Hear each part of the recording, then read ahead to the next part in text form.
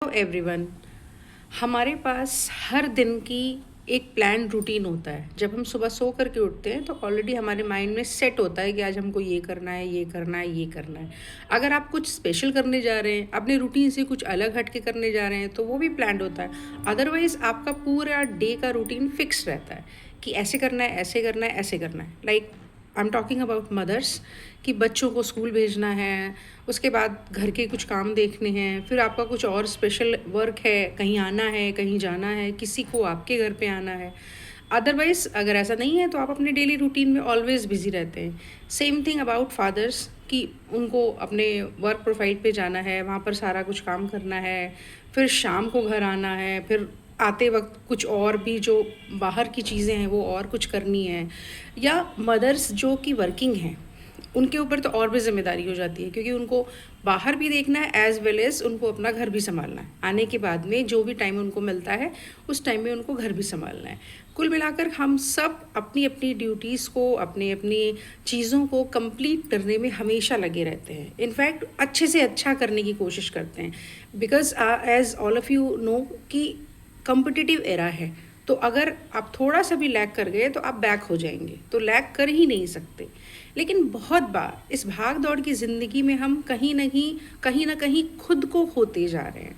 मतलब हम सब चीज़ों के लिए समय निकालते हैं, सारी रिस्पॉन्सिबिलिटीज़ कंप्लीट करते हैं, पर हम कभी भूल जाते हैं, या ये कह दीजिए कि हमें भूलने की तो बात वो होगी जब हम किसी चीज़ को याद रखेंगे। हमें याद ही नहीं रहता है कि हम भी हैं, मतलब मैं भी हूँ, मेरा भी लाइफ है। चाहे वो मदर हो, चाहे वो फादर हो, चाहे वो हाउसवाइफ हो, चाहे वर्किंग प्रोफेशनल हो, कोई भी हो, एनीबडी, हर कोई कहीं ना कहीं ये याद ही नहीं रख पा रहा है कि मेरा अपना भी कुछ टाइम है, मेरी अपनी भी कुछ लाइफ है। एक माँ से हटकर, एक वाइफ से हटकर, एक बहन से हट कर के मैं एक इंसान भी हूँ। ऐसे ही एक फादर से हटकर, एक ब्रदर से हटकर, एक हस्बैंड से हटकर मैं एक इंसान भी हूँ, जिसकी कुछ अपनी बिल्कुल पर्सनल ज़रूरतें हैं, या कह दीजिए कि बिल्कुल पर्सनल टाइम है जो हम में से हर किसी को चाहिए। इसलिए बहुत ज़रूरी है कि आप वो वक्त अपने लिए निकालें, जिसको बोलते हैं मी टाइम। मी टाइम निकालना बहुत ज़रूरी है, और उसके लिए कुछ खास नहीं करना है, क्योंकि बहुत बार ऐसा लोगों का कहना होता है कि इतना बिजी शेड्यूल है, कहाँ से मी टाइम निकालें, कोई मी टाइम है ही नहीं तो कैसे निकालें। हर वक्त हर टाइम तो बटा हुआ है कि ये करना है, ऐसे करना है।